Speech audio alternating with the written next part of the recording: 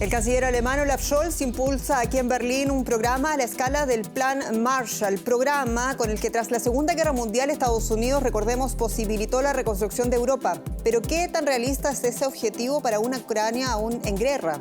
Soy Jenny Pérez aquí en Berlín. Destacamos una tarea generacional que debe comenzar ya. Las palabras del canciller alemán al inaugurar una conferencia sobre la reconstrucción de Ucrania aquí en Berlín. Pidió un plan Marshall del siglo XXI para el país. Reino Unido ya tiene su tercer primer ministro en lo que va del año. El conservador Rishi Sunak asumió la primera magistratura británica con la promesa de corregir los errores de su predecesora. Y lucha por cada voto en la recta final de la campaña electoral en Brasil. En esta edición nos detendremos en los principales retos del futuro político y económico del país.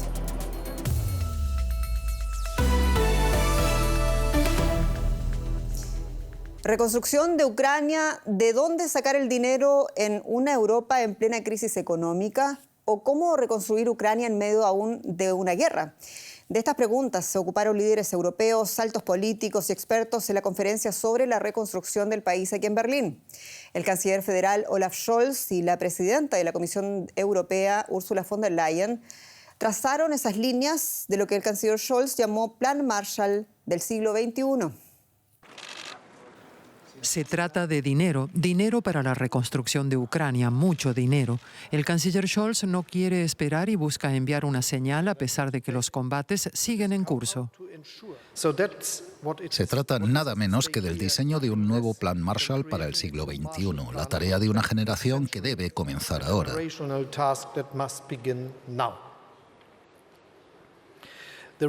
La recuperación, la reconstrucción y modernización de Ucrania serán un reto para varias generaciones que exigirá la suma de fuerzas de toda la comunidad internacional. Son estas imágenes de los últimos ataques contra Ucrania las que marcan un nuevo y trágico hito en esta guerra. Este mismo lunes en este parque infantil y zona residencial en Mykolaiv, en el sur de Ucrania. O recientemente contra la red eléctrica en Leópolis, contra casas, calles y plazas en Kiev, contra objetivos civiles como este centro comercial en Zaporilla. El presidente ucraniano Zelensky se conectó por video a la conferencia en Berlín. Le pide a la comunidad internacional ayuda para cubrir el déficit presupuestario multimillonario con el que cuenta. Los ataques con misiles destruyeron un tercio de la infraestructura energética en Ucrania. Se trata de una ayuda urgente, inmediata. Necesitamos este dinero para reconstruir inmediatamente la infraestructura, ayudarnos a superar este invierno, proteger a la gente de una catástrofe humanitaria y proteger al continente europeo de una ola migratoria, de un tsunami migratorio. El problema migratorio, un motivo más para que la UE actúe rápido, en su propio interés. La presidenta de la Comisión pone cifras sobre la mesa. Hablamos con los Estados miembros sobre la creación de un mecanismo común de 18.000 millones de euros para 2023, siempre que la guerra continúe, como ayuda presupuestaria directa para Ucrania. La Unión Europea apoyará al país tanto tiempo como sea necesario, afirmó von der Leyen. Y este apoyo también es necesario de cara a un futuro ingreso de Ucrania en la colectividad europea.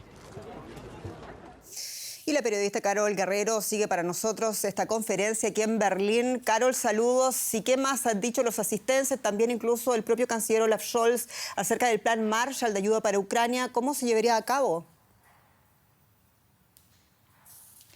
Pues Jenny, todavía no está muy claro cómo sería esa hoja de ruta precisa de este nuevo plan Marshall, este plan Marshall del siglo XXI, como le ha llamado el canciller Olaf Scholz, porque es muy temprano. Por ahora lo que se está haciendo es establecer las bases de ese plan.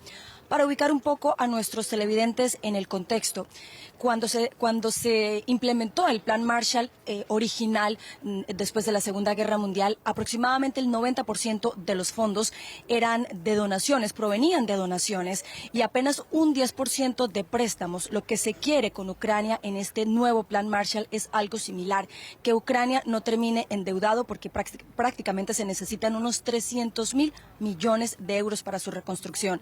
Ahora, Ahora, en el futuro inmediato, Ucrania requiere aproximadamente entre 3.000 y 5.000 millones de euros mensuales a partir del próximo año. Se estima que unos 1.500 saldrán de Europa, 500 millones aproximadamente de Alemania, pero a cambio, Jenny, pues tendrá Ucrania que asumir sus compromisos, pero este dinero iría destinado, por ejemplo, a cosas como el sistema eléctrico de Ucrania, como el sistema ferroviario de Ucrania, el sistema de salud de Ucrania y también, por supuesto, para asegurar el sector de la alimentación, Jenny.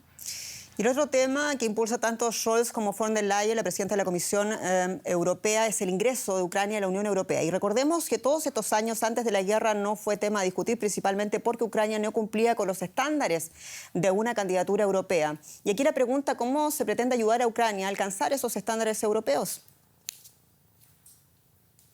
Bueno, básicamente en lo que más se le insiste a Ucrania es en la transparencia, Jenny. Este lunes, como preámbulo a la conferencia que se celebró hoy, se hablaba mucho de si Ucrania sería capaz de alcanzar esos estándares, sobre todo en un aspecto que genera mucha inquietud en Europa y es el de la corrupción. Recordemos que desde hace años Ucrania viene siendo considerado uno de los países más corruptos de Europa y del mundo, aunque ellos han tratado, digamos, de relativizar estos señalamientos. Lo cierto es que hay desconfianza de un sector, por ejemplo, de los inversores que temen que el dinero no sea usado de forma responsable. Entonces, en este caso, Jenny, digamos que la mayor responsabilidad para alcanzar esos estándares debería venir de Ucrania. Ucrania necesita hacer todo lo posible para convencer a todos los que están apoyándolo financieramente de que es capaz de asumir con transparencia y de manejar con transparencia todos esos fondos que está recibiendo para la reconstrucción. Carol Guerrero, muchas gracias, aquí en Berlín. Y cambiamos ahora de asunto, hablamos de esta visita que ocurrió este día. Hubo mucho de la que hablar en Kiev, porque se trata de la visita del presidente federal alemán Frank-Walter Steinmeier, que llegó esta mañana a Ucrania, a Kiev, para entrevistarse personalmente con el presidente Volodymyr Zelensky. Es la primera vez que Steinmeier visita Ucrania desde el comienzo de la guerra y lo hace también tras la controversia con políticos ucranianos que calificaron en un momento su política de prorrusa y por lo que fue considerado durante meses persona non grata en Ucrania. El presidente federal alemán quiere enviar un mensaje de solidaridad con su viaje. Hasta hace medio año, Frank-Walter Steinmeier era considerado persona non grata por Kiev. Incluso le retiraron una invitación por su política presuntamente demasiado prorrusa cuando era ministro de Asuntos Exteriores. Pero entre tanto, la tensión se ha disipado. Mi mensaje a las ucranianas y los ucranianos es que no solo estamos de su parte, sino que vamos a seguir apoyando a Ucrania económica, política y también militarmente. La gente de Ucrania nos necesita, dijo el presidente textualmente, y es hora de protegerlos de los ataques aéreos. Poco después, durante su visita relámpago al norte del país, Steinmeier se dio cuenta de la relevancia de esta frase.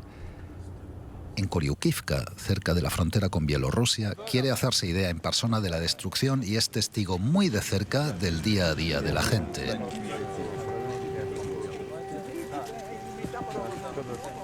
Alarma antiaérea. El presidente y su anfitrión tienen que continuar sus conversaciones durante hora y media en un refugio. Esto nos ha mostrado claramente las condiciones en las que vive aquí la gente. Hemos tenido la oportunidad de hablar con 10, 15 hombres y mujeres de Koryukivka sobre estos últimos 8 meses de esta guerra ofensiva rusa. Infraestructuras dañadas o destrozadas como esta fábrica de pan están en el programa de Steinmeier. Alemania quiere ayudar en la reconstrucción, también a través de la creación de hermanamientos entre ciudades y comunidades alemanas y ucranianas, para que la gente en zona de guerra pueda pasar el invierno con menos penuria. Y en otro asunto, aunque también hablando de Europa, ¿no? Con un sospechoso cambio de discurso para sus críticos, fue investida la nueva primera ministra de Italia. Giorgia Meloni llegó a decir en la ceremonia que nunca ha tenido simpatía por el fascismo. Pero no solo eso, la nueva primera ministra reafirmaba su compromiso con la Unión Europea y con la OTAN y aseguró que no va a ceder a la extorsión de Vladimir Putin. Se trata de la misma política, de la misma Meloni que hizo campaña exacerbando el anti-europeísmo. Aquí preguntas, ¿se trata realmente de un giro real frente a la crisis internacional? Y en ese caso, ¿cómo va a mantener unida su alianza ultraderechista? Ovación cerrada para Giorgia Meloni. Al fin y al cabo cuenta con el apoyo de la mayoría del Parlamento, aunque en el extranjero coseche críticas. Una circunstancia a la que Meloni alude repetidamente al presentar su plan de gobierno. El que desde el extranjero diga que quiere vigilar a Italia no le falta el respeto ni a mí ni a este gobierno, sino al pueblo italiano que no necesita recibir lecciones. Un tema recurrente que no impidió que Meloni confirmara que Italia no dejaría de observar sus compromisos internacionales con la Unión Europea y con la OTAN. Italia seguirá siendo un socio de confianza en el seno de la Alianza Atlántica, empezando por el apoyo al valiente pueblo ucraniano que se opone a la invasión de la Federación Rusa. No solo porque no podamos aceptar la agresión y la lesión de la integridad de una nación soberana, sino también porque es esta la mejor vía para defender nuestros intereses nacionales. Como era de esperar, Meloni subraya su voluntad de querer mantener alejados a los migrantes de las costas italianas, aunque lo hace con un eufemismo. No pretendemos poner en cuestión el derecho de asilo de personas que huyen de la guerra y la persecución. Todo lo que queremos hacer en relación con la inmigración es evitar que sean los traficantes quienes decidan quiénes ingresan en Italia. Y Meloni, crecida políticamente en organizaciones neofascistas, nunca antes se había distanciado en público tan claramente del fascismo. En contra de lo que se ha sostenido con segundas intenciones, nunca he sentido simpatía o cercanía con respecto a regímenes antidemocráticos, por ninguno, incluido el fascismo, de la misma manera que he considerado siempre las leyes raciales de 1938 como el punto más bajo de la historia italiana, una vergüenza que marcará a nuestro pueblo para siempre. El primer acto parlamentario de Giorgia Meloni y su coalición de derecha, interpretado seriamente y con respeto institucional. Que siga siendo así es tan incierto como la propia duración de este gobierno, que, como se sabe, suele ser breve en Italia. Y hablamos ahora de otra primera magistratura europea, la de Rishi Sunak, quien hoy fue designado primer ministro británico, el tercero en 2 meses en el país. Exministro de Finanzas, que se ganó, recordemos, el apoyo de sus compañeros diputados conservadores con fuertes críticas a la entonces primera ministra Liz Truss y su manejo económico del país. Hoy Sunak prometió corregir los errores de su predecesora, al tiempo que advirtió también de difíciles decisiones en materia económica. Salió de Downing Street por última vez después de solo 49 días en el cargo. Liz Truss dejó algunos consejos para su sucesor. Por mi experiencia como primera ministra, estoy más convencida que nunca de que tenemos que ser audaces para afrontar los retos que tenemos. Para Rishi Sunak, esos retos incluyen tranquilizar a los mercados financieros, asustados por los audaces planes de Truss para recortar impuestos sin financiación.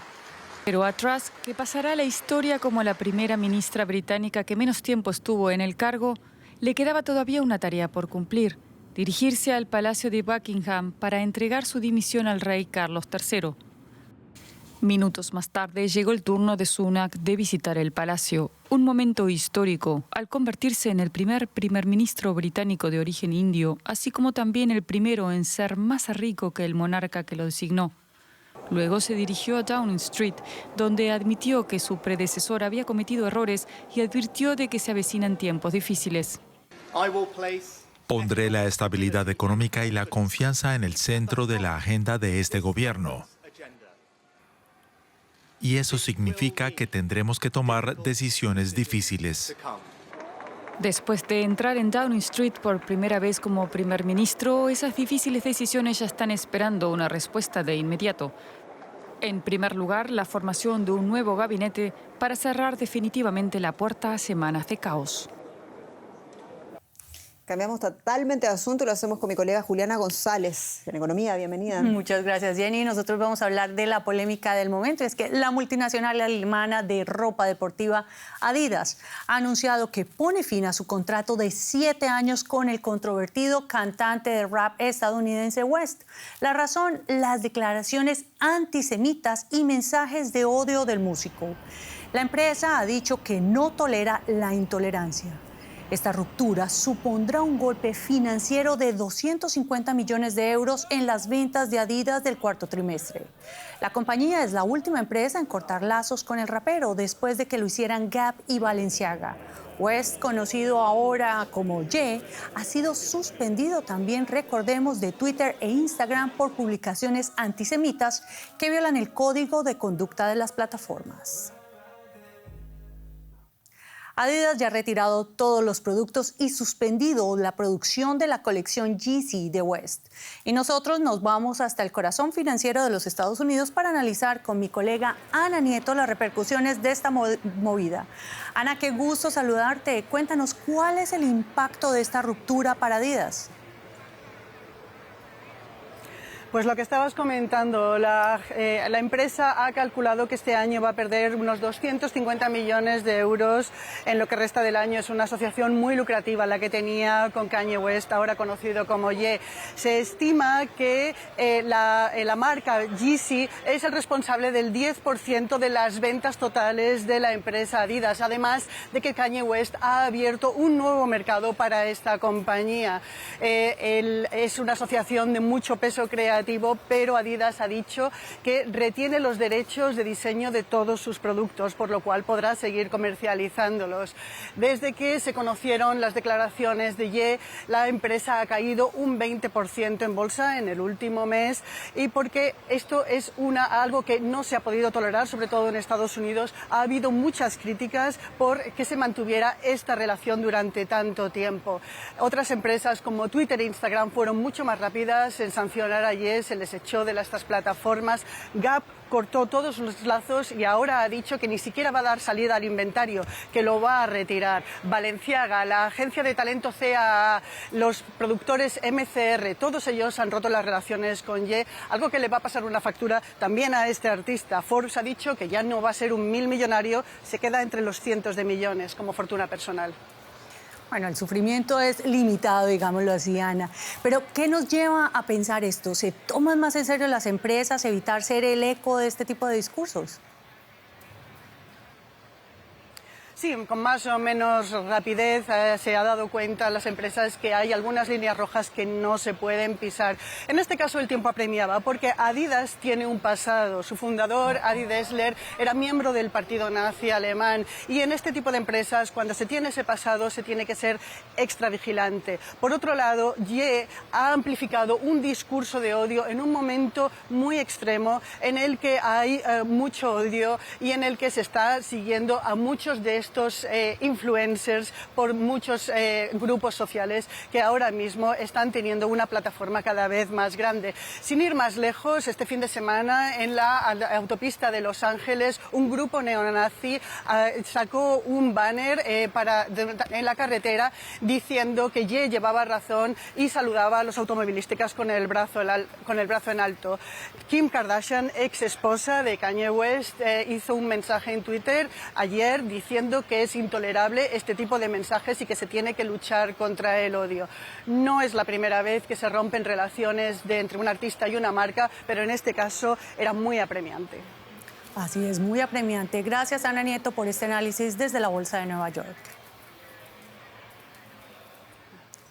Y nosotros cambiamos de tema y nos vamos a Bolivia, donde el paro indefinido convocado en el departamento de Santa Cruz hace 4 días ha provocado enfrentamientos entre partidarios del oficialismo y la oposición. Santa Cruz exige al gobierno de Luis Arce que el censo de población y vivienda se realice en 2023 y no en el 2024. La región es considerada el motor económico de Bolivia y un paro como este golpea a la economía del país. Enfrentamientos en Arroyo Concepción, en el departamento de Santa Cruz. En la región se convocó un paro indefinido porque el gobierno boliviano decidió posponer un censo programado para 2023, que decide la cantidad de escaños que recibe cada departamento de Bolivia, pero también cómo se distribuyen los recursos económicos del país. Y si nosotros estamos aquí en este paro y bloqueando una calle es para que se nos escuche, porque el gobierno cree que es la oposición. La oposición, nosotros no tenemos nada que ver con la oposición, nosotros no somos políticos, nosotros somos vecinos. El oficialismo ha acusado a la oposición de orquestar las protestas e intenta buscar a través del diálogo una solución para que termine el paro. Su principal preocupación está puesta en la economía. El departamento de Santa Cruz aporta el 30% al Producto Interno Bruto de Bolivia, sumando más de 12.000 millones de dólares en 2021. Además están las familias bolivianas. Un 80% del país trabaja en la informalidad. Muchos trabajan como jornaleros en el rubro agropecuario. Nosotros aquí estamos apoyando que no haya paro. No haya paro porque perjudica a todo el pueblo trabajador, a todo el pueblo digno que vive del día a día. En 2021, Santa Cruz logró un récord de producción de 16,4 millones de toneladas de alimentos, el 76% del total del país.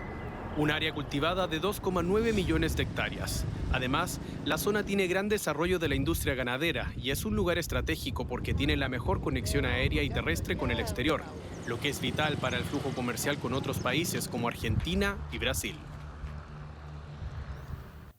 Y justamente nos vamos a quedar con Brasil, la economía más grande del continente, que entra en una recta final. Y Jenny, con más información. Muy intensa, Juliana, es así, la campaña electoral para la segunda vuelta, el balotaje presidencial en Brasil, que ha entrado en la antesala con una disputa de voto por voto entre el presidente ultraconservador Jair Bolsonaro y el expresidente de izquierdas Luis Ignacio Lula da Silva, que lidera las encuestas de intención de voto por hasta 7 puntos porcentuales. Bueno, en juego está no solo el modelo económico del país, sino también la protección del llamado pulmón del planeta, que apenas sí ha sido abordado en la campaña electoral. Todo esto con un Congreso y con gobernaturas, ya sabemos, dominadas por el bolsonarismo. Brasil enfrenta una elección decisiva este domingo cuando la población vote entre reelegir o no al ultraderechista Jair Bolsonaro otros 4 años. La intención de voto parece dar la espalda al ex capitán del ejército. Desde hace varios días, el candidato izquierdista Luis Ignacio Lula da Silva mantiene un 50% de apoyo frente al 43% de Bolsonaro. En un mitin titulado En defensa de la democracia, Lula se dirigió a una multitud de simpatizantes desde el balcón de la Pontífica Universidad Católica, instándolos a trabajar duro para ganar votos. Esta elección significa la lucha entre la democracia y la barbarie. La lucha de la democracia contra el fascismo. La lucha por restablecer la dignidad del pueblo brasileño. El país vive días de una polarización extrema entre los dos partidarios de ambos candidatos, con una lucha por cada voto. En la batalla por los 20 millones de votos que pueden dar la sorpresa, los ojos están puestos en el poderoso voto evangélico de una creciente comunidad religiosa que catapultó a Bolsonaro al poder en 2018. Sin embargo, muchos brasileños consideran que se ha perdido mucho en estos 4 años. Luchamos mucho para tener un Estado democrático de derecho y ahora vemos una pérdida sustancial de todo lo que hemos logrado a lo largo y desde la Constitución de 1988. Es un gran retroceso.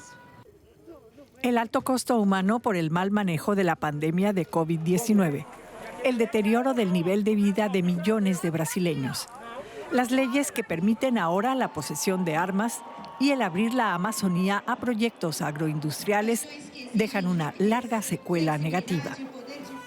En un debate en Sao Paulo este domingo, Bolsonaro minimizó las críticas internacionales a la deforestación en la Amazonía. El señor Macron, presidente de Francia, siempre nos ataca en el tema medioambiental porque competimos. Cada vez que hay un problema de incendios en Brasil o deforestación y no en la proporción que él dice, eso es motivo para amenazarnos. Bolsonaro desarticuló los sistemas de vigilancia y control de la deforestación del mayor pulmón del planeta. También acabó con los programas de apoyo a los pueblos indígenas. Durante su gobierno se amplió la frontera agrícola, ganadera y minera con la pérdida de más de 4.500 kilómetros de bosques, según el Instituto Nacional de Investigación Espacial de Brasil. Además, para el Fondo Mundial para la Naturaleza, de continuar la deforestación de la Amazonía, se perderá la lucha contra el cambio climático a nivel global. Y al finalizar, ponga atención en esta historia porque la estrella del baloncesto de los Estados Unidos encarcelada en Rusia, Brittney Griner, ha perdido su apelación contra su sentencia de prisión de 9 años. Griner fue arrestada, recordemos, en un aeropuerto de Moscú por estar en posesión de cartuchos de vaporizador que contenían aceite de cannabis. Esto fue en febrero pasado. La sustancia está prohibida en Rusia. Brittney Griner comparece por videoconferencia desde su celda. Su apelación más por esperanza que por una posibilidad real de éxito. Pero ante lo que calificó de franco error, pidió indulgencia a la corte. He estado aquí casi 8 meses, mientras que otros son condenados a mucho menos que yo por delitos más graves. No pretendía hacer esto, pero entiendo los cargos que se me imputan. Solo espero que se tenga también en cuenta que me declaré culpable. Griner fue detenida en febrero en el aeropuerto de Moscú cuando llevaba aceite de cannabis en su equipaje. En agosto fue sentenciada a 9 años de cárcel por posesión y contrabando de droga. Como telón de fondo, por supuesto, la guerra de Rusia en Ucrania. Griner, ciudadana estadounidense, es una de las mejores jugadoras de baloncesto del mundo y doble campeona olímpica. Sus seguidores aseguran que es un mero peón en el juego político de Rusia. Estados Unidos ha reiterado sus llamados a que sea liberada. Nada en la sentencia previa, nada en el resultado de la apelación de hoy cambia el hecho de que el gobierno de Estados Unidos considere que está detenida injustamente. Este hombre podría ser la mejor esperanza de Griner para ser liberada. Viktor Bout, un traficante de armas ruso sentenciado a 25 años en Estados Unidos, propuesto como parte de un posible intercambio de prisioneros. Sin embargo, Rusia no parece dispuesta a negociar mientras el proceso contra Griner continúe. Después de que su apelación fuera rechazada, un guarda de prisiones la sacó de la celda. Ahora será trasladada a una de las cárceles más duras de Rusia para cumplir el resto de su condena. Aquí llegamos al final de nuestra entrega informativa. Soy Jenny Pérez, esto es Deutsche Welle para ustedes. Esto es En Directo y también en español desde Berlín. Muchas gracias por su atención y hasta pronto.